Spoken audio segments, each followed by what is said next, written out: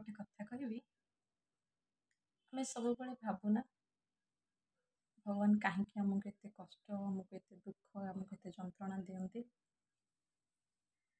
କଷ୍ଟ ସେଇମାନଙ୍କୁ ପଚାରନ୍ତୁ ଆଜ୍ଞା, ଯେଉଁମାନେ ନିଜ ଝିଅଟିକୁ ଛୋଟରୁ ବଡ଼ କରିଥାନ୍ତି ଆଉ ଶେଷରେ ପର ଘରକୁ ମଧ୍ୟ ଦବାକୁ ପଡ଼ିଥାଏ। ସେଇ ବାପାକୁ କଷ୍ଟର ମୂଲ୍ୟ କ'ଣ ପଚାରନ୍ତୁ ଆଜ୍ଞା, ସେଇମାନେ ହିଁ କହିପାରିବେ।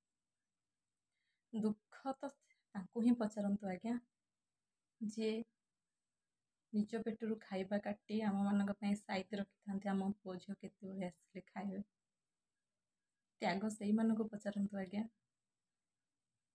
ଯିଏ ନିଜର ସାରା ଜୀବନ ଦୁଃଖ କଷ୍ଟ ସହି ସହି ଆମମାନଙ୍କୁ ହସ ଖୁସି ଦେଇଥାନ୍ତି।